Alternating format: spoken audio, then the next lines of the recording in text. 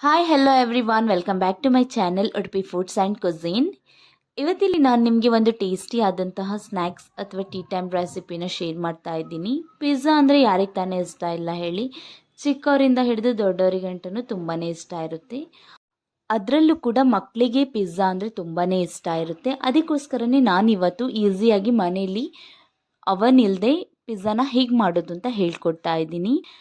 ಬನ್ನಿ ಹಾಗಿದ್ರೆ ಹೇಗೆ ಮಾಡೋದು ಅಂತ ನೋಡೋಣ. ಚಾನಲ್ನ ಫಸ್ಟ್ ಟೈಮ್ ನೋಡ್ತಾ ಇದ್ದೀರಾ ಅಂತ ಅಂದರೆ ಪ್ಲೀಸ್ ಸಬ್ಸ್ಕ್ರೈಬ್ ಮಾಡಿ, ಹಾಗೆ ಪಕ್ಕದಲ್ಲಿರೋ ಬೆಲ್ ಐಕನ್ನ ಮರೆಯದೆ ಕ್ಲಿಕ್ ಮಾಡಿ. ಹೀಗೆ ಮಾಡೋದ್ರಿಂದ ನನ್ನ ಎಲ್ಲ ಹೊಸ ವಿಡಿಯೋಗಳು ನಿಮಗೆ ನೋಟಿಫಿಕೇಷನ್ ಮೂಲಕ ಬರುತ್ತೆ.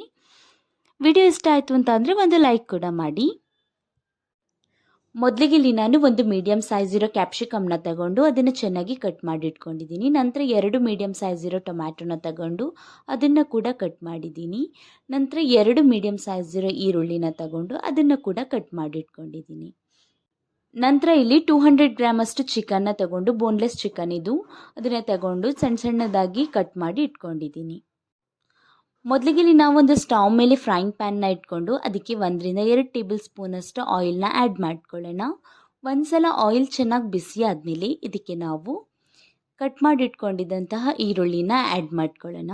ನಂತರ ಸ್ವಲ್ಪ ಫ್ರೈ ಆಗಕ್ಕೆ ಬಿಡಿ, ಒಂದು 5 ಸೆಕೆಂಡ್ ಅಷ್ಟೇ. ಇದೊಂದು ಸ್ವಲ್ಪ ಫ್ರೈ ಆಗ್ತಿದ್ದಂಗೆ ಇದಕ್ಕೆ ನಾವು ಕಟ್ ಮಾಡಿಟ್ಕೊಂಡಿರೋ ಕ್ಯಾಪ್ಸಿಕಮ್ನ ಆ್ಯಡ್ ಮಾಡ್ಕೊಳ್ಳೋಣ. ನಂತರ ಟೊಮ್ಯಾಟೊನು ಕೂಡ ಆ್ಯಡ್ ಮಾಡ್ಕೊಳ್ಳೋಣ. ಇದನ್ನು ಇವಾಗ ಒಂದ್ಸಲ ಚೆನ್ನಾಗಿ ಫ್ರೈ ಮಾಡ್ಕೊಳ್ಳೋಣ. ಇದ್ರ ಜೊತೆ ಒಂದ್ಸಲ ಚೆನ್ನಾಗಿ ಮಿಕ್ಸ್ ಮಾಡ್ಕೊಳ್ಳಿ. ಇವಾಗ ಇದಕ್ಕೆ ನಾವು ಒಂದು ಅರ್ಧ ಟೀ ಸ್ಪೂನ್ ಅಷ್ಟು ಉಪ್ಪನ್ನ ಆ್ಯಡ್ ಮಾಡ್ಕೊಳ್ಳೋಣ. ಅನಂತರ ಒಂದು ಟೀ ಸ್ಪೂನ್ ಅಷ್ಟು ಚಿಲ್ಲಿ ಪೌಡರ್ನ ಕೂಡ ಆ್ಯಡ್ ಮಾಡ್ಕೊಳ್ಳೋಣ. ನಂತರ ಇದನ್ನು ಚೆನ್ನಾಗಿ ಫ್ರೈ ಮಾಡ್ಕೊಳ್ಳಿ. ಇದನ್ನು ಇವಾಗ ನಾವು ಒಂದು 2-3 ನಿಮಿಷ ಫ್ರೈ ಮಾಡಿಕೊಂಡ್ರೆ ಸಾಕಾಗುತ್ತೆ. ಜಾಸ್ತಿ ಸ್ಮ್ಯಾಶು ಆಗೋದು ಬೇಡ. ಇಲ್ಲಿ ಇವಾಗ ನೀವು ನೋಡ್ಬೋದು ಇಷ್ಟ ಆಗಿದೆ. ಇಷ್ಟ ಆದರೆ ಸಾಕು. ಇವಾಗ ಇದನ್ನು ತೆಗೆದುಬಿಟ್ಟು ಒಂದು ಪ್ಲೇಟಿಗೆ ಹಾಕ್ಕೊಳ್ಳೋಣ. ಮತ್ತು ಇದೇ ಫ್ರೈಂಗ್ ಪ್ಯಾನ್ನ ಇಟ್ಕೊಂಡು ಅದಕ್ಕೆ ನಾನು 2 ಟೇಬಲ್ ಸ್ಪೂನಷ್ಟು ಆಯಿಲ್ನ ಆ್ಯಡ್ ಮಾಡ್ಕೊತಾ ಇದ್ದೀನಿ. ಇವಾಗ ಇಲ್ಲಿ ಎಣ್ಣೆ ಬಿಸಿಯಾಗಲಿ ಒಂದ್ಸಲ ಎಣ್ಣೆ ಬಿಸಿ ಆದಮೇಲೆ ಇದಕ್ಕೆ ನಾವು ಕಟ್ ಮಾಡಿಟ್ಕೊಂಡಿದ್ದಂತಹ ಚಿಕನ್ನ ಆ್ಯಡ್ ಮಾಡ್ಕೊಳ್ಳೋಣ. ನಂತರ ಇದಕ್ಕೆ ನಾನು 1 ಟೀ ಸ್ಪೂನಷ್ಟು ಚಿಕನ್ ಮಸಾಲ ಪೌಡರ್ನ ಆ್ಯಡ್ ಮಾಡ್ಕೊತಾ ಇದ್ದೀನಿ. ಚಿಕನ್ ಮಸಾಲ ಪೌಡರ್ ಇಲ್ಲ ಅಂತ ಅಂದರೆ ನೀವು ಚಿಲ್ಲಿ ಪೌಡರ್ನು ಕೂಡ ಆ್ಯಡ್ ಮಾಡ್ಕೋಬೋದು, ಏನೂ ಪ್ರಾಬ್ಲಮ್ ಇಲ್ಲ. ನಂತರ ಇದಕ್ಕೆ ಒಂದು ಸ್ವಲ್ಪ ಸಾಲ್ಟನ್ನು ಕೂಡ ಆ್ಯಡ್ ಮಾಡ್ಕೊತಾ ಇದ್ದೀನಿ. ಇವಾಗ ಇದನ್ನು ಚೆನ್ನಾಗಿ ಫ್ರೈ ಮಾಡ್ಕೊಳ್ಳೋಣ. ಇದು ಕಂಪ್ಲೀಟಾಗಿ ಒಂದು ಡ್ರೈ ರೋಸ್ಟ್ ಆಗಬೇಕು. ಅಷ್ಟಗಂಟ ಇದನ್ನು ಫ್ರೈ ಮಾಡ್ಕೊಳ್ಳಿ. ಒಂದ್ಸಲ ಇದರಲ್ಲಿ ನೀರೆಲ್ಲ ಬಿಟ್ಬಿಟ್ಟು ಪೂರ್ತಿಯಾಗಿ ಡ್ರೈ ಆಗುತ್ತೆ. ಅಷ್ಟಗಂಟ ಇದನ್ನು ನೀವು ಫ್ರೈ ಮಾಡ್ಕೊಳ್ಳಿ. ಇಲ್ಲಿ ನಾನು ಒಂದು ಮುಚ್ಚಳನ ಮುಚ್ಚಿಬಿಟ್ಟು ಒಂದು 5-10 ನಿಮಿಷ ಇದನ್ನು ನಾನು ಫ್ರೈ ಮಾಡ್ಕೊಂಡಿರೋ ಅಂಥದ್ದು. ಇವಾಗ ಇಲ್ಲಿ ನೀವು ನೋಡ್ಬೋದು ಕಂಪ್ಲೀಟಾಗಿ ನೀರೆಲ್ಲ ಡ್ರೈ ಆಗಿದೆ. ಇದನ್ನು ಇವಾಗ ಫ್ಲೇಮನ್ನು ಆಫ್ ಮಾಡ್ಕೊಳ್ಳೋಣ. ನಂತರ ಇದನ್ನು ಸೈಡಲ್ಲಿ ಇಟ್ಕೊಬಿಡಿ. ಇಲ್ಲಿ ನಾನು ಮೀಡಿಯಮ್ ಸೈಜ್ ಇರೋ ಪಿಜ್ಜಾ ಬೇಸ್ನ ತಗೊಂಡಿರೋ ಅಂಥದ್ದು. ಇದಕ್ಕೆ ನಾವಿವಾಗ ಅಮೂಲ್ ಚೀಸ್ ಸ್ಪ್ರೆಡ್ಡನ್ನು ಹಾಕೋಬೇಕು. ಇಲ್ಲಿ ನಾನು ಅಮೂಲ್ ಚೀಸ್ ಸ್ಪ್ರೆಡ್ನ ತಗೊಂಡಿರೋ ಅಂಥದ್ದು. ಮೊಸರೆಲ್ಲ ಚೀಸನ್ನ ಆ್ಯಡ್ ಮಾಡ್ಕೊಂಡಿಲ್ಲ. ನಿಮ್ಮ ಹತ್ರ ಮೊಸರೆಲ್ಲ ಚೀಸ್ ಇದ್ದರೆ ಅದನ್ನು ಗ್ರೇಟ್ ಮಾಡಿ ಇಟ್ಕೊಂಡಿರಿ, ಅದನ್ನು ಆ್ಯಡ್ ಮಾಡ್ಕೋಬೋದು. ಬನ್ನಿ ಇವಾಗ ಹೇಗೆ ಮಾಡೋದು ಅಂತ ನೋಡೋಣ. ಮೊದಲಿಗೆ ಇಲ್ಲಿ ನಾನು ಪಿಜ್ಜಾ ಬೇಸಿಗೆ ಪಿಜ್ಜಾ ಸಾಸ್ನ ಆ್ಯಡ್ ಮಾಡ್ಕೋತಾ ಇದ್ದೀನಿ. ನಂತರ ಇದನ್ನು ಚೆನ್ನಾಗಿ ಸ್ಪ್ರೆಡ್ ಮಾಡ್ಕೊಳ್ಳಿ.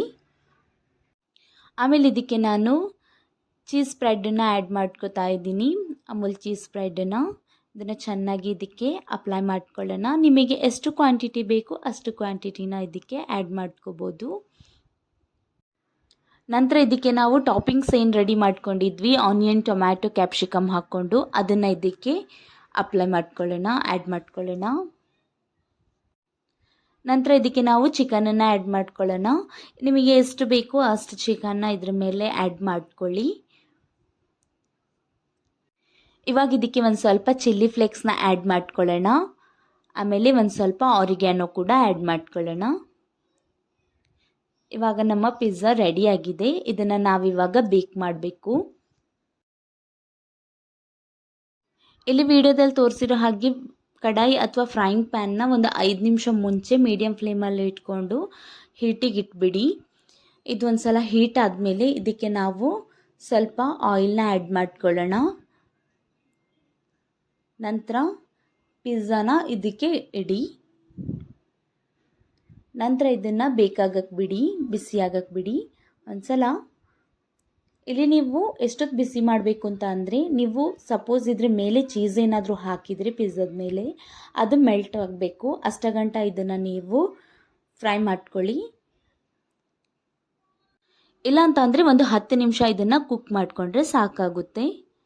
ಇಲ್ಲಿ ಇವಾಗ ನೀವು ನೋಡ್ಬೋದು ನಮ್ಮ ಪಿಜ್ಜಾ ರೆಡಿಯಾಗಿದೆ. 10 ನಿಮಿಷ ಕೂಡ ಆಗಿದೆ. ನೋಡೋದಕ್ಕೆ ಟೇಸ್ಟಿಯಾಗಿ ಕಾಣಿಸ್ತಾ ಇದೆ. ನೀವು ಕೂಡ ಇದೇ ರೀತಿ ಟೇಸ್ಟಿಯಾದಂಥ ಪಿಜ್ಜಾ ಮನೆಯಲ್ಲೇ ಮಾಡ್ಕೋಬೋದು. ಐ ಹೋಪ್ ರೆಸಿಪಿ ಇಷ್ಟ ಆಗಿದೆ ಅಂತ ಅನ್ಕೋತೀನಿ. ಇಷ್ಟ ಆಗಿದ್ರೆ ಒಂದು ಲೈಕ್ ಮಾಡಿ ಮತ್ತು ಚಾನಲ್ನ ಸಬ್ಸ್ಕ್ರೈಬ್ ಮಾಡೋದನ್ನು ಮರಿಬೇಡಿ. ನಿಮ್ಮ ಫ್ಯಾಮಿಲಿ ಫ್ರೆಂಡ್ಸ್ ಜೊತೆ ಎಲ್ಲ ಶೇರ್ ಮಾಡಿ. Thank you for watching.